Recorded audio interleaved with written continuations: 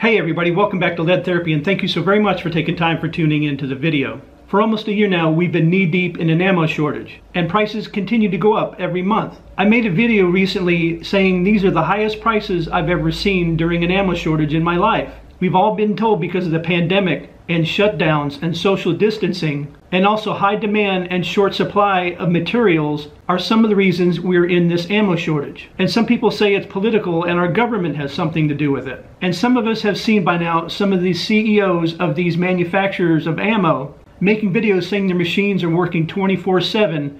They've hired extra staff and more machines to try to keep up with the demand.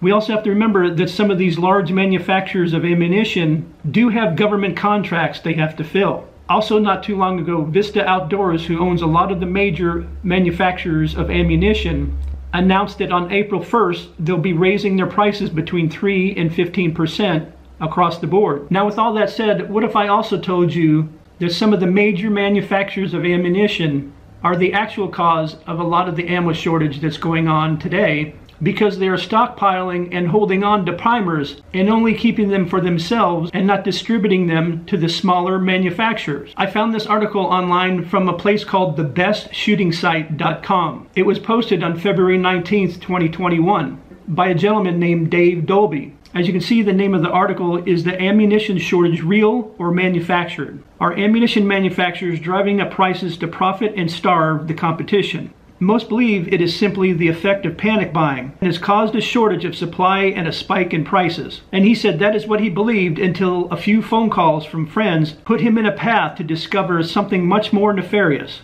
Perhaps it is more than demand that is driving up the price of ammunition.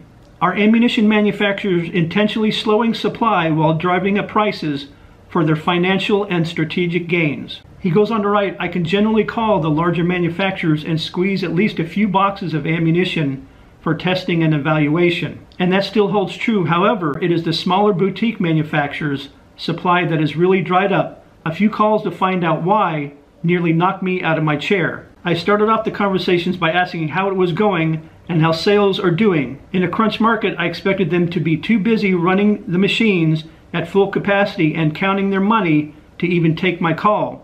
What I got was an offer to buy their loading machines cheap, the cause of the ammo shortage. Let's be clear, we do not have an ammo manufacturing capacity shortage. The empty shelves at your local ammo depot are not the result of preppers hoarding a few thousand rounds in their basement.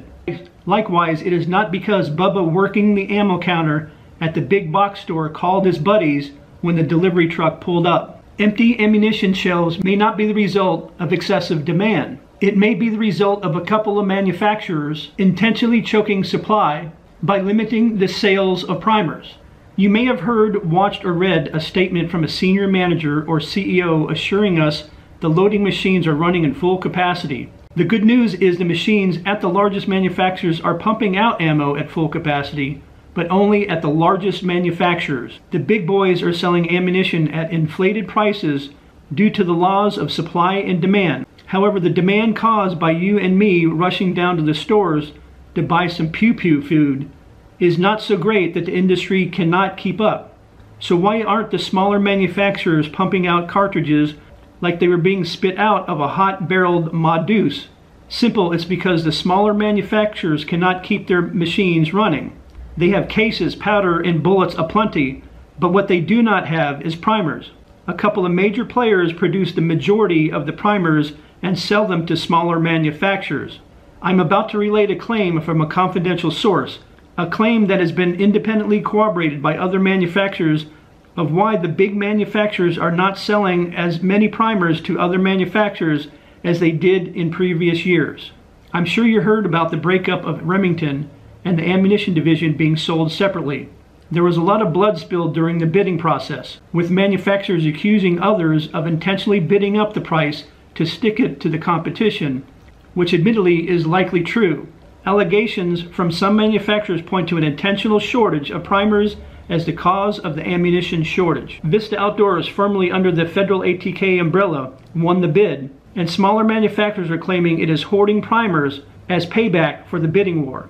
Let's acknowledge that Federal ATK does have large military and law enforcement contracts that take priority. However, industry insiders whom I have talked to allege that there are warehouses of primers being held back by Federal and Winchester simply to drive up prices and starve the competition. That's not to say that some primers are not being doled out to other manufacturers. However, while the cost to produce primers have not gone up over the last year, wholesale prices have reportedly been raised 9 times. Even with the increased prices, manufacturers are reporting that fewer primers are being shipped to them than previous years. Are you still wondering why ammo prices are through the roof? Let me know what you guys think in the comments section down below. And as always, don't forget to like, share, and subscribe, and hit those post notifications. And I will see you in the next video.